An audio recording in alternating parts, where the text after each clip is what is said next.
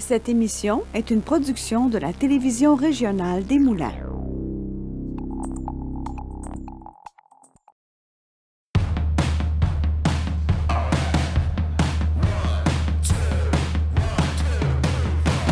Ce soir à l'émission, Rick Duff en prestation et les prouesses de l'Académie de cirque nomade.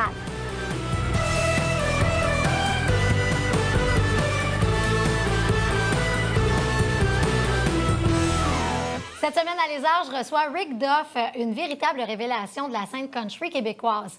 Auteur, compositeur, interprète originaire de Mascouche, il se distingue par son charisme et son authenticité. Après avoir marqué les esprits à la finale de l'émission Quel talent sur Nouveau, il poursuit son ascension avec la sortie de son tout premier album studio qui s'appelle Forever Reckless. Rick, bonsoir. Bonsoir. Ça va? Ça va super bien, toi? Hey, je suis contente de te rencontrer. Ben moi aussi, pareillement, c'est le fun. Je t'ai vu dans ma TV. Ouais. À performer, puis à juste faire ça comme ça. Pour vrai, ça a dû être tout un trip.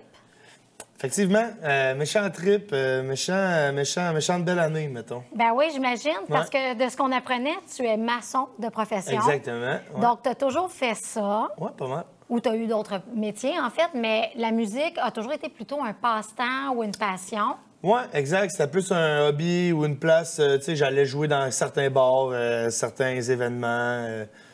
Oui, je faisais un peu d'argent, mais tu sais, rien de comme.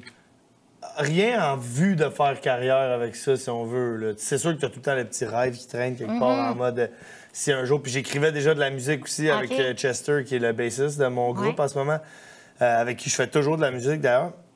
Mais tu sais, c'est ça, j'écrivais un peu, mais j'avais rien sorti encore.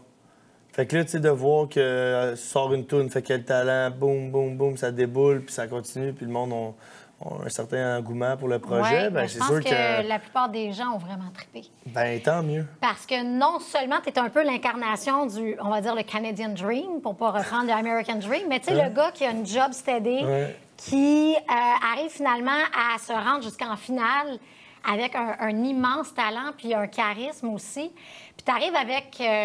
oui, de la musique country qui est de plus en plus populaire, mais je trouve que tu l'amènes vraiment à ta sauce à toi. Ben, merci. Avec ta personnalité, avec une voix qui est quand même rauque, particulière, qui s'agence super bien à plein de styles aussi. Puis on l'a vu, entre autres, tu sais, tu as repris Dead or Alive de Bon Jovi. Effectivement.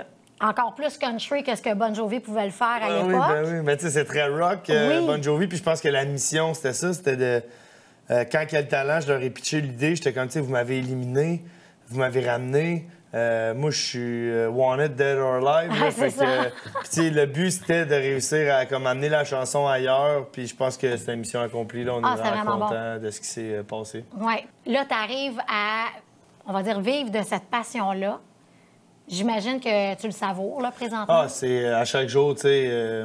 En fait, je dirais chaque soir, dans mes rituels d'être humain que je fais avant de me coucher, ben j'ai un gros remerciement, tu sais, sans rentrer dans une question de foi ou de religion, là, tu sais, parce que c'est propre à chacun, mais tu sais, je fais ma petite prière, puis je remercie la vie à chaque jour de me donner cette chance-là d'exercer le métier de musicien, puis de voir à quel point il y a de l'engouement, il y a du support au niveau d'amis, famille, de la communauté. Tu sais, on parle de communauté, je suis mascouchois, je viens de Mascouche. C'est la TV ARM, c'est la TV des Moulins. Ce qui est ma circonscription, si on veut. Tu sais, je suis content, moi, d'être ici, d'être encouragé une TV de chez nous. Tu sais, puis ça, c'est la vie qui me donne ça. C'est la gratitude que j'ai à chaque jour envers ce projet-là qui m'amène à rencontrer des gens comme vous, à rencontrer du monde un peu partout au Québec, puis à continuer de montrer aux gens que j'aime ça faire de la musique, puis que je vais continuer à en faire. Bien, tu as une super belle évolution jusqu'à maintenant. Ben, merci. Tu sais, non seulement il y a eu le spectacle, mais le show, en fait, Quel talent. Là, tu as une série de spectacles qui s'en viennent. Ouais. Donc, j'ai vu Montréal, Trois-Rivières, Sherbrooke, Drummond. Tu vas être aussi à Bois-des-Filions le 13 décembre, si ma mémoire est bonne. Fait que, tu sais, quand même, on peut s'appeler ça une tournée, oui. Ah, mais c'est le début d'une tournée parce que 2025, sans album, on a fait pas loin de 65 dates quand même, sans annoncer une tournée. Tu sais, je te dirais que moi puis les boys, c'est rendu qu'on se nommait des micro-tournées. Au mois de juillet, on appelait ça le July Madness Tour parce qu'on a fait, je pense, 18 shows dans le mois. Tu as fait beaucoup de festivals aussi, hein? On a tourné beaucoup de festivals, des petites apparitions, comme des grosses apparitions aussi. Des apparitions aussi qui ont été très spéciales, comme l'Asso. Oui, quand même. On a réussi à rentrer sur le circuit de l'Asso, sur une scène qui accueille normalement, je te dirais, 50-60 personnes. À notre surprise, quand on est monté sur... C'était 800 000 à peu près personnes qu'il y avait. Je voyais plus au bout, je voyais plus à gauche, je voyais plus à droite. Même qu'à un moment donné, l'émotion a monté. T'es-tu là? Bien, moi, j'ai vu quelques spectacles, oui. Mais écoute, j'ai su que c'était plein. Spécial, oui. là. Mais c'est un chouette festival aussi. Mais quand on aime le country, mais si on n'est pas nécessairement fan d'artistes qui sont sur la programmation, c'est toujours des belles découvertes. Puis ça aussi, je trouve que par rapport à, exemple, Quel talent, tu as été vraiment une belle découverte, en tout cas pour moi. Puis c'est rare que je vais vanter des artistes sur ce show-ci parce que je veux pas nécessairement être fan d'un artiste ou d'une artiste. On est ici pour parler de tous les artistes. Puis en même temps, c'est pas parce que moi j'aime quelque chose que les gens à la maison vont aimer ça.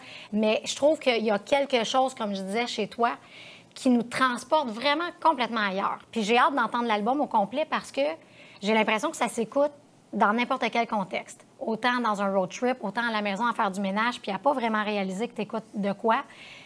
Au même titre que d'être assis, comme quand on avait 14-15 ans, là, les gens de ma génération, avec un album CD, puis on lisait les paroles, puis ça venait nous chercher parce que les tunes venaient nous chercher. C'est drôle que tu dis ça parce que c'est important pour moi que, tu sais, premièrement, il y a un album physique qui sort. Ouais. Il y a un vinyle qui sort. Puis surtout qu'il y a des paroles décrites. Tu sais, moi, j'ai toujours aimé ça quand j'étais jeune, justement, puis j'écoutais... Peu importe le groupe, là, que ce soit Simple Plan ou Good Charlotte, j'écoutais bien du petit punk rock quand j'étais jeune, j'aimais ça.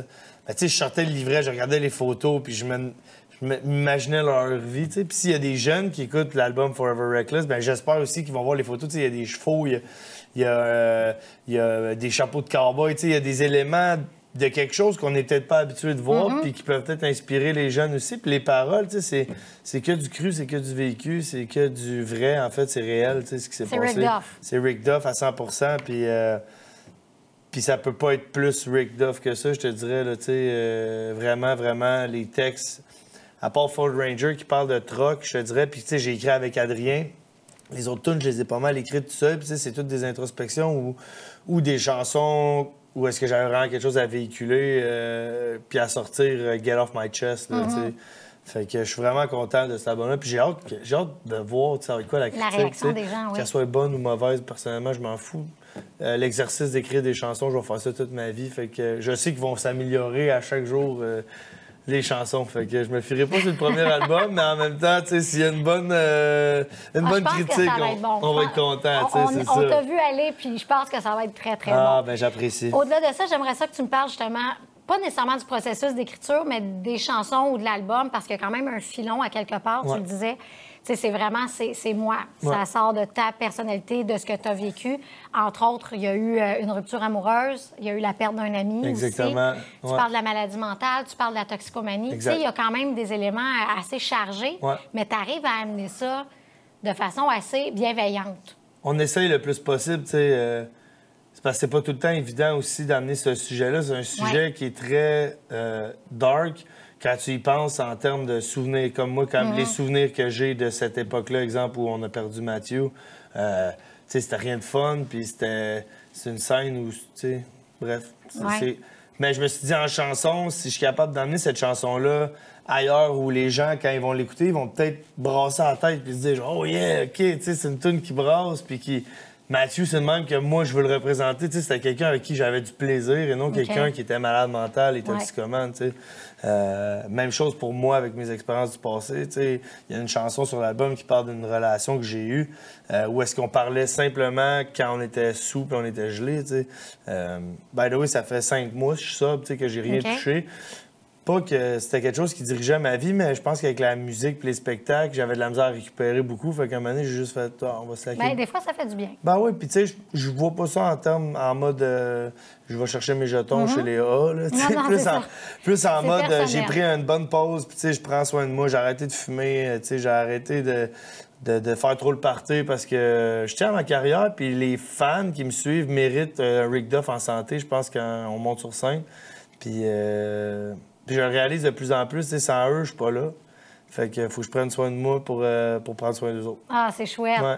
Hey, Rick, on a vraiment hâte d'entendre ton J'ai album. hâte aussi. C'est sorti, en fait, sorti depuis vendredi. C'est sorti depuis vendredi, donc disponible sur toutes les plateformes. Effectivement. Puis on peut te retrouver sur à peu près tous les réseaux sociaux. Oui, écoute, j'ai le rickduffmusic.com, musique avec un C, donc OK. RICKDUFFMUSIC. Ça va apparaître au bas de l'écran, Ouais. t'inquiète pas. rickduffmusic.com pour toutes les dates de spectacle. Sinon, Rick Duff Music sur Instagram, TikTok et Facebook. Et c'est t'es tout. en perfo avec nous dans quelques minutes. Oui, je vais faire Anywhere pour vous si ça vous dérange pas. Hey, merci beaucoup d'avoir été avec nous. Merci à Rick vous Duff. autres.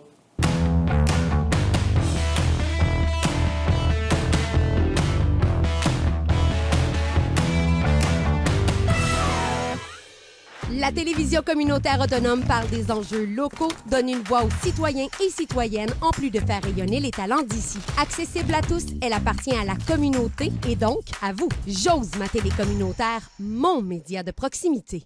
Du nouveau à TVRM. Regardez toute la programmation en continu sur tvrm.ca/en direct. Que vous soyez fan de musique, de culture ou d'actualité, ne ratez pas cette chance de suivre les événements et les personnalités de votre région.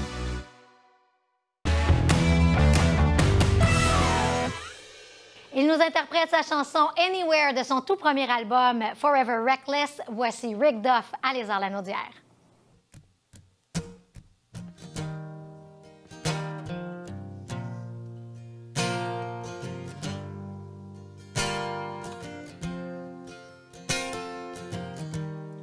You haven't told me about your past, yeah. Probably just a few mistakes along the way. I still think that you're beautiful, my. But maybe there ain't nothing here to worry about, no. Tell me where you wanna go. Any place where it's easy is where you go, I wanna go to. Just know I'll never let you down. Let me take you anywhere. Anywhere you feel safe. Just call the shots and we'll be there. And all the fog will disappear, disappear. Oh, let me take you anywhere. We'll see from there.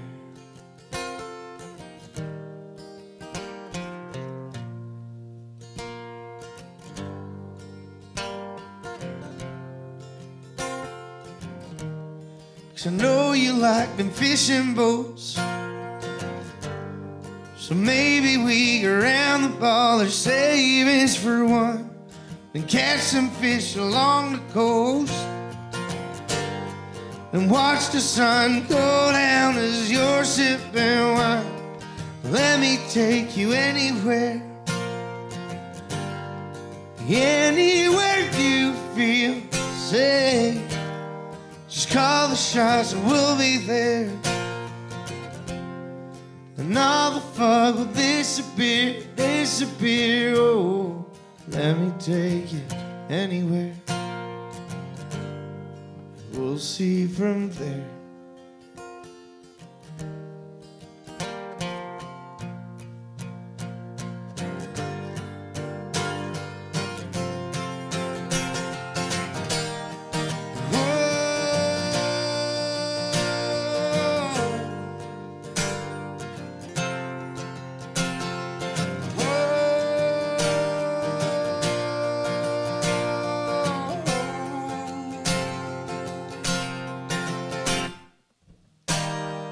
Let me take you anywhere.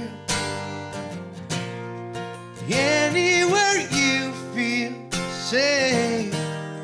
Just call the shots and we'll be there. And all the fog will disappear, disappear. Oh, let me take you anywhere. Anywhere you feel safe. Just call the shots and we'll be there. And all the fog will disappear, disappear. Oh, let me take you anywhere. we'll see from there.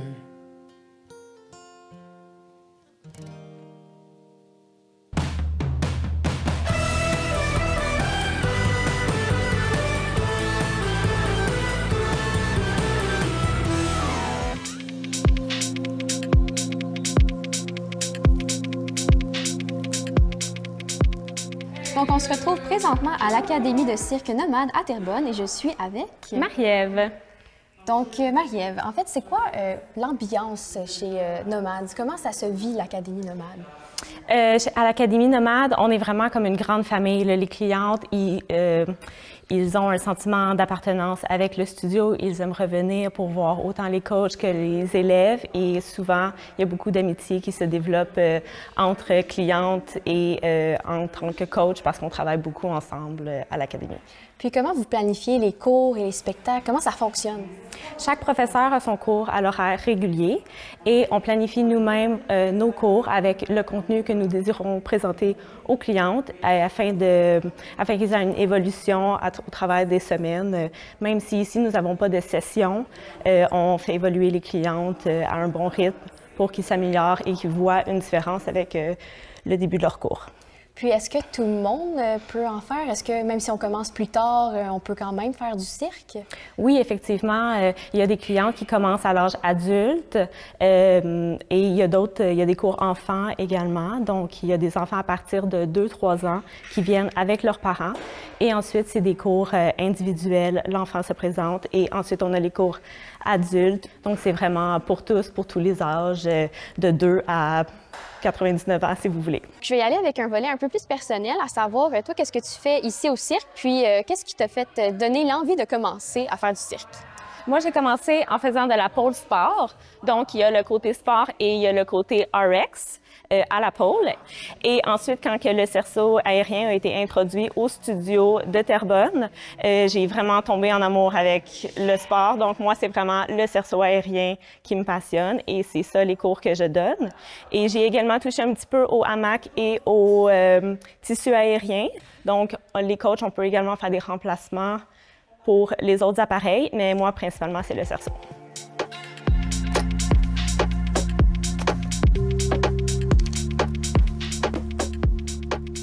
Ce que j'aime du cerceau, c'est que je peux m'asseoir dans le cerceau, prendre une pause avec le spin ou sans le spin, les jolies poses élégantes, des belles lignes de corps et aussi tous les tricks qui vont avec, les splits.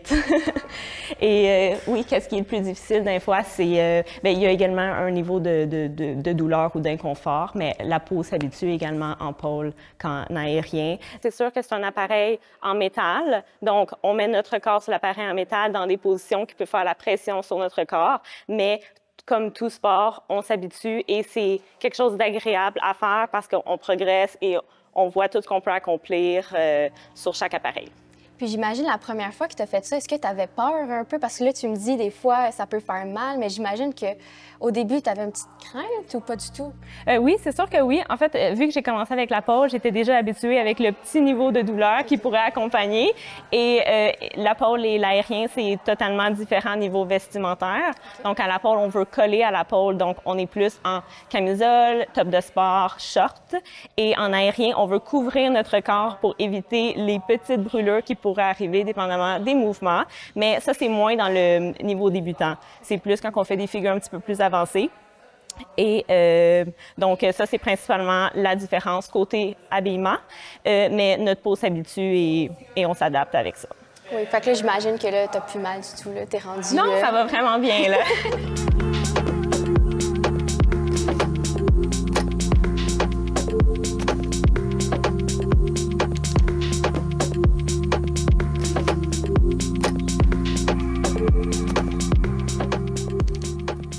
Donc là, en ce moment, on est en avant de quel appareil? Comment ça se nomme? Ça, c'est un trapèze. Donc, sur le trapèze, on peut soit accrocher nos genoux à la barre ou se mettre debout et faire des figures en utilisant les cordes ici sur les côtés.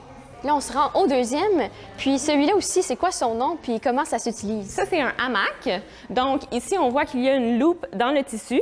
On place nos corps, on fait une figure, on peut même monter un peu plus haut, on peut même se mettre debout directement dans le hamac.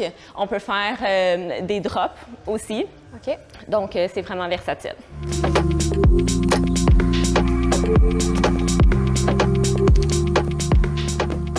Là, on est en avant du tissu aérien, il est vert. Ça ressemble un peu au hamac, mais c'est placé différemment, c'est ça? Oui, exactement. Donc, le tissu aérien et le hamac, le matériel, il est pareil, mais le tissu, il est placé à l'envers. Donc, si on mettrait lui à l'envers, on aurait la loupe qui crée le hamac aérien.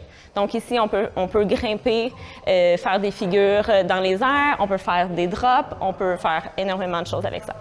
Parfait, OK, on va pouvoir continuer. Puis, on se retrouve à la fin. Donc, ça exactement, c'est la pole, c'est ça? Oui, mais c'est une flying pole. Donc, au lieu d'être attachée au sol, elle est attachée en haut.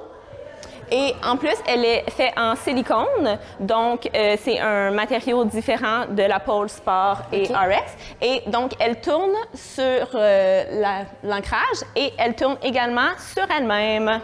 Oh, wow, donc, c'est un différent type de pole aérienne. Parfait. Bien, merci beaucoup pour toutes les explications. Ça fait plaisir. C'est super intéressant.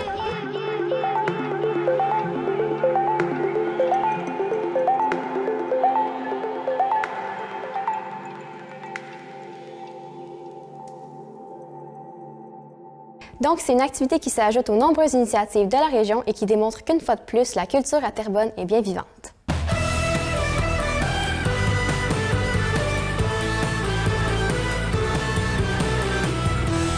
L'exposition L'Histoire avec un grand T vous invite à plonger dans les coulisses de l'histoire de Terrebonne de 1673 à aujourd'hui. On y découvre le quotidien des nobles et des citoyens d'autrefois. Manipuler des objets, actionner des mécanismes, une façon originale de faire résonner l'histoire à travers le temps.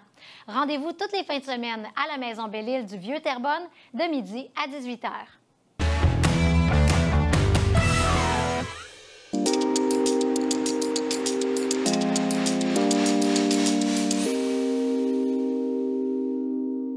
Aujourd'hui, je vous présente des livres particulièrement avec mystérieux, puisqu'on va parler d'enquête.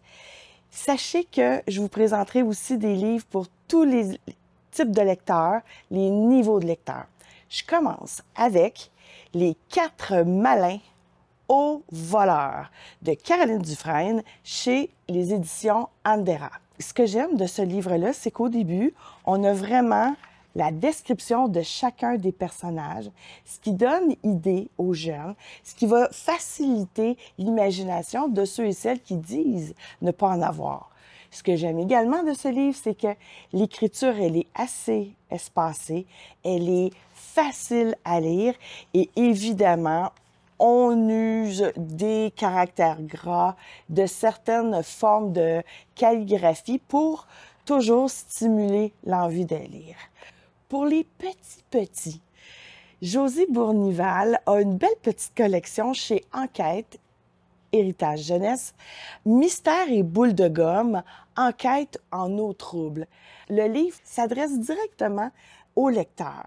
Donc, des questions lui sont posées, des pistes de solutions lui sont également montrées. Donc, ça va être au lecteur de choisir qu'est-ce qu'il va faire. Attention, ce n'est pas un livre dont je suis le héros, mais bien, je suis l'enquêteur. Si vous êtes un parent qui aime la lecture à voix haute, la lecture côte à côte ou alors la lecture partagée, c'est un beau petit bijou parce que vous allez pouvoir échanger vos idées, puis de façon à ce que l'enfant va vouloir le continuer. Pour les plus grands, quand je parle de plus grands, je parle de lecteurs qui ont une habitude de lecture. Donc, je vous dirais à partir de 12 ans, mais un jeune de 11 ans, évidemment, s'il a vraiment une belle habitude de lecture, c'est parfait. Pour les plus vieux, qui, eux, n'ont pas une bonne habitude de lecture, c'est également un très bon livre. Alors, chez Boomerang, on a la collection Slalom Plus. Ici, on est avec les étrangers, menaces dans le champ. On est encore une fois pendant l'été. Les parents de nos personnages principaux vont quitter un peu pour quelques jours et sitôt qu'ils partent, il va se passer des choses étranges. Et c'est grâce à un carnet laissé dans le grenier du grand-papa, ben c'est là que les jeunes vont essayer de comprendre les phénomènes qui se passent autour d'eux. Là, je vous présente, je pense que c'est mon coup de cœur de l'été 2025, Novembre noir. Un roman policier dans lequel il y a une jeune fille qui va décéder dans une cour d'école. Ce que j'aime de ce livre-là, c'est que chaque chapitre est un suspect potentiel qui, lui, va venir expliquer sa version des faits, où il était au moment de la découverte de la jeune fille. Et même qu'à l'intérieur du livre, on va aller chercher la pensée de la jeune fille avant, évidemment, son décès. J'adore ce livre-là. Sophie Rondeau ne prend pas les lecteurs, les jeunes lecteurs, pour des ignares. Au contraire, elle respecte leur intelligence. Elle est vraiment là, elle donne un fil conducteur fascinant et on est sur notre fin de page et on a hâte de tourner parce qu'on le sait qu'à la toute fin, ce qui s'est passé. Bravo. Donc, Novembre noir à la bagnole. Et je termine avec un livre de Alain M. Bergeron. Qui ne connaît pas Alain M. Bergeron? Il est dans nos vies depuis le très jeune âge. Et c'est lui qui écrit Les savais-tu, Les connais-tu et tout ça, cette série-là. Et là, il revient avec Hector Poirot, détective futé, enquête et fausse piste.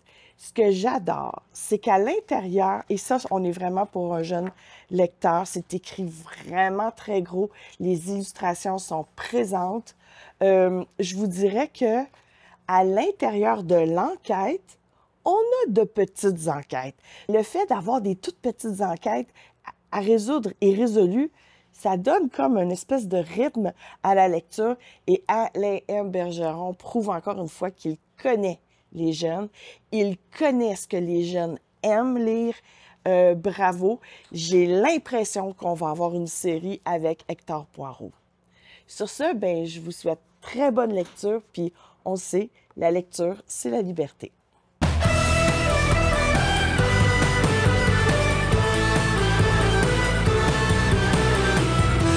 C'est déjà tout pour cette semaine à Lézard-la-Naudière.